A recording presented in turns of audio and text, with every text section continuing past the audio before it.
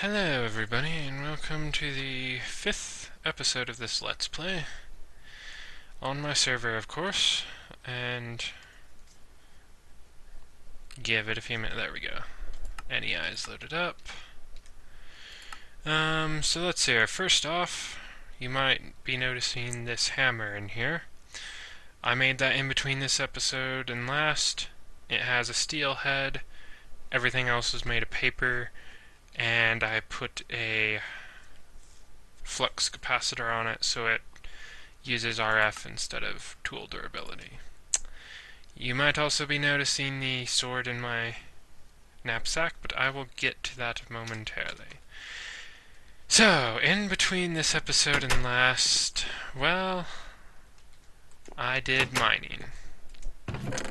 Lots, and lots, and lots of mining. You might also notice these machines don't appear to be hooked up. They are hooked up to the geothermal generators downstairs. I unhooked them from the solar panels because it was a bit redundant. These things are producing way more power than they're consuming up there. As you can also see, I spruced up the basement, so it looks all pretty now. I'm actually really proud of this. It's a very nice look, I think. And as you can see, I have a pretty full complement of thermal expansion machines here. Got the energetic infuser, which is used to charge this bad boy. Got the pulverizer, furnaces, induction smelter, and a magma crucible and fluid transposer. Now, I know I should probably be crafting these things on camera, but I needed them for other things, so sorry about that. I also have hardened energy conduits powering everything. And so let's see here. What have we got in here? Oh, look. We have the items for a particular... Now, this is the recipe for pyrotheum dust. That's something from thermal expansion. Now, one thing you can do is you can take a block of ore, put it with that, and it will directly smelt it without necessarily using any... Well, that's actually pretty inefficient, because when you consider one piece of coal can melt 4 blocks of ore, the fact that you use one piece of coal to make 2 pyrotheum dust, that's actually really bad, come to think of it. So, yeah. You might also notice that I have a trash can now. I was getting ridiculous amounts, like I have a whole barrel full of cobble right now. So, yeah. Now, why I made the pyrotheum dust is we only have 1 block of this dark iron ore. And the only problem is, if you don't have a lacerator, you can't multiply the output unless you put it in an induction smelter with pyrotheum dust, which will get you 2 dark iron ingots. You can also use other things to increase the stuff that you get. So that's pyrotheum dust real quick. What else? I guess I'll check in on my crops. I also made a barrel for ender pearls, because they were starting to take up a little too much room. Let's see here, what else? Oh yes, I did make a sword, as you did notice, but like I said, we'll get to that momentarily. Just need to finish harvesting this stuff. Eventually I'll probably get a lot of nicely automated farms up and running, but for now, this'll do.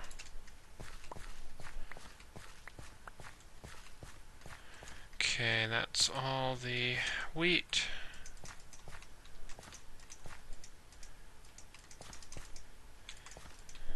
Yes, quality entertainment. Watching me gather my farm stuff.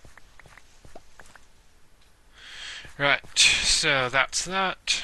The ender lilies I harvested earlier this morning, so they're not quite ready to be harvested yet. There we go. And I'll try not to do too much harvesting and actually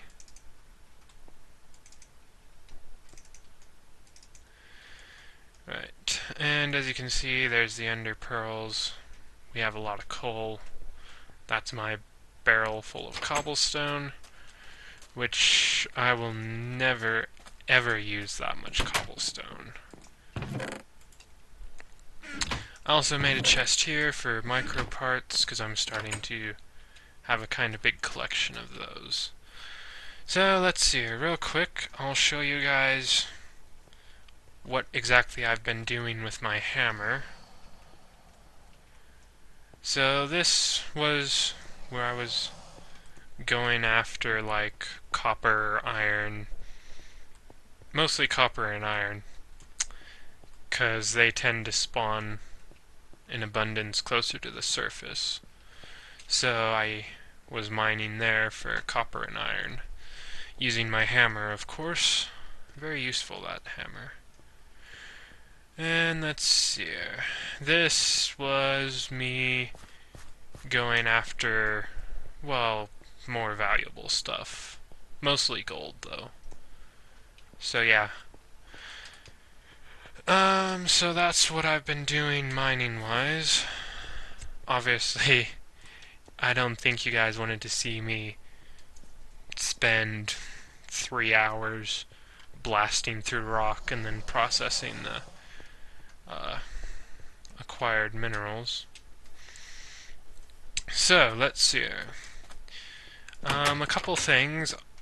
First of all, down here we have a single magmatic dynamo, but first of all, this thing takes 400 RF per tick, and then the rest of the machines, like the fluid transposer, pulverizer, and induction smelter, are 40 RF per tick each, and then the two furnaces are 20 RF per tick each.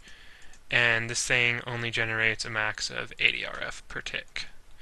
So, also, I decided I need a,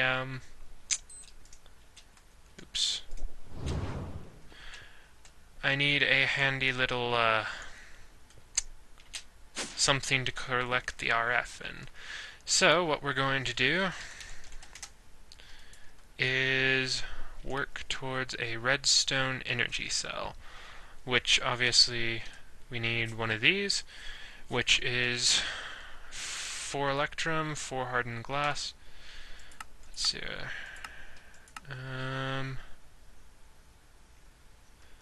Right, gold and silver. So 2 gold and 2 silver. Silver, there we go. We'll melt this in the induction smelter and get the electrum. And then the hardened glass requires obsidian and lead. I have the obsidian stored in my smeltery. I do promise eventually we will actually set up a network. It's just something that I've not remembered to get around to doing. So let's see if I'm remembering the recipes correctly. Oh, and obviously we'll need diamonds, so... Right, so I think it's 1 lead and 8 obsidian or something like that. Let's see if I'm remembering this correctly. Yeah, I am. I am very proud of myself. Because usually I have really terrible memory for that sort of thing. I'll just be like, what is it again? I can't remember. And maybe eventually we'll get around to upgrading to redstone energy conduits, but there's not really any need to. Like, it's not a pressing matter. And as you can see, I got a lot of diamonds. This thing has Fortune 3, and let me tell you, you don't have to find a lot of diamonds to end up with a lot of diamonds. It's really quite nice. There we go, so let's see. So I will show you guys how to use the Magma Crucible and Fluid Transposer if you've never done it. The Magma Crucible melts stuff down, and the Fluid Transposer obviously will fill something up with the liquid. So let's see here, we need 4,000 of this, so that's 10 redstone per 1,000 millibuckets. Get this melting down just so I don't get horribly confused. Didn't realize. Oh right, this thing takes like 400. Like I said, this thing can run at 400 RF per tick, which is way beyond this thing's power capacity. Alright, so we need 30 redstone.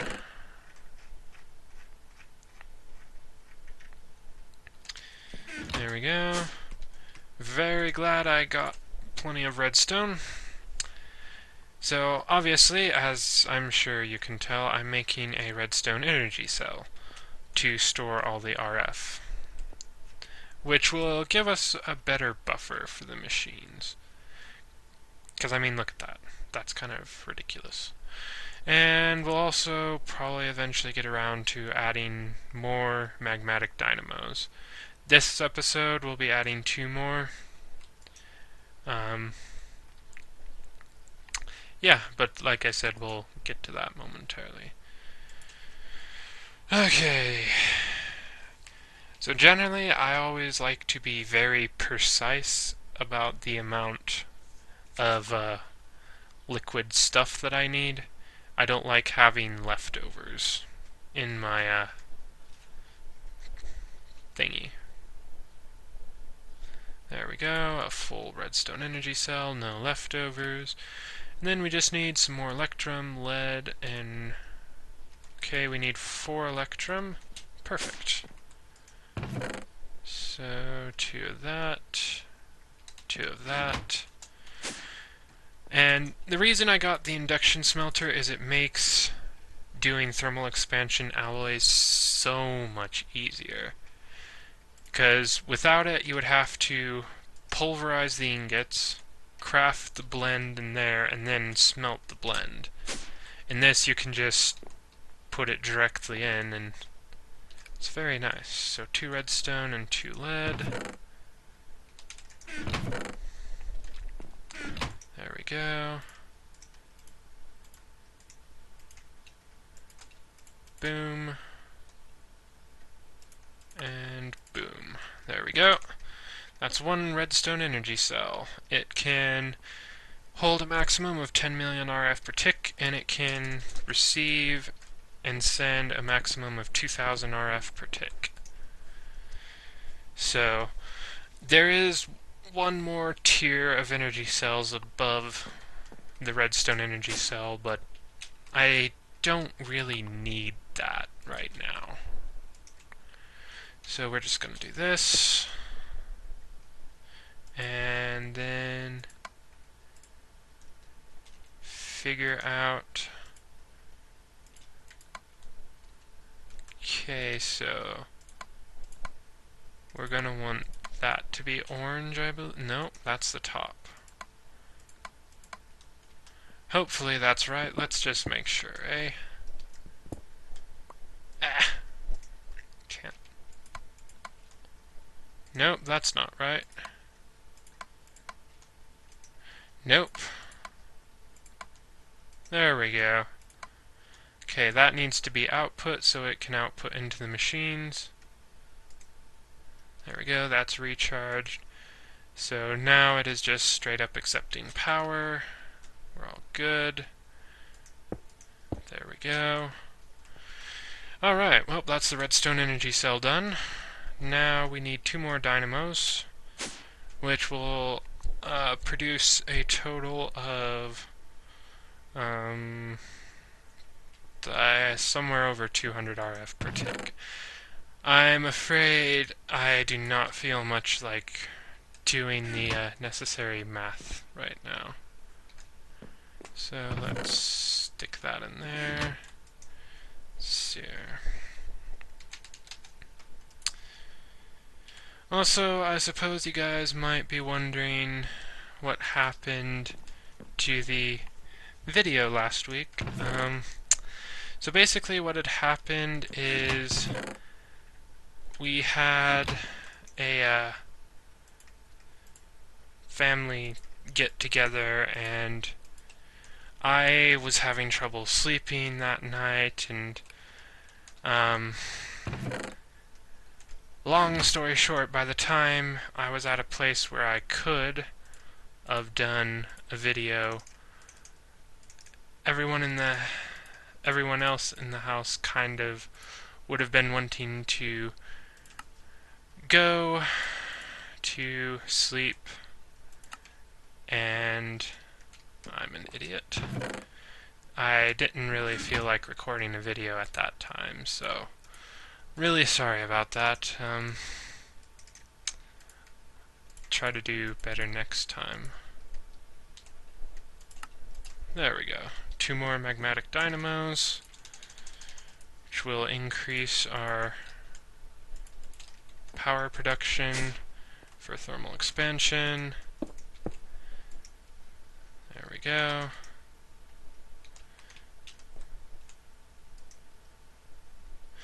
Like I said, it stores an absolute ton of power. Now, the power lines can only handle, I believe it's 400 RF per tick. However, at the moment, these combined magmatic dynamos are producing a little over half that amount. If I'm doing my maths correctly, which I should be. I mean, it's just simple arithmetic, you know.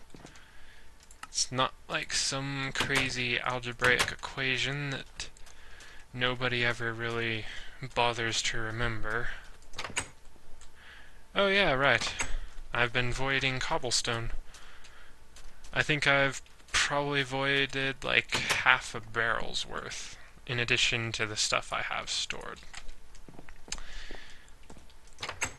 Okay, so the final bit of the episode, I will show you guys this sword. Now, you might not recognize it as the standard swords you can make in Tinker's Construct. Real quick, I'll come over here and refresh your memory in case you forgot. You have a broadsword, longsword, rapier. You have a dagger. Technically, I wouldn't consider it a sword, but yeah. You have those options. But obviously, this is nothing like any of them. So basically, what you do is you select like the broadsword in the forge. You make a sword blade and a tool rod pattern, just like you normally would. But instead of the wide guard, you replace it with a full guard, which you can only find the pattern for in villages. And then you put that together and it'll make a scimitar. Pretty sure that's how you pronounce it. And so this thing, I think, has like the highest damage of all the swords. To start with, as you can see, it has 8 attack damage right off the bat. And I have 5 modifiers on it. It has pretty low durability, but that's because the guard and handle, or rod, are made out of paper. The only metal part is the blade, which is made out of manulum. I'm not even gonna try. So basically, I have excuse me. I actually usually don't talk as much and as long as I do for my videos, so my voice usually is not terribly used to it.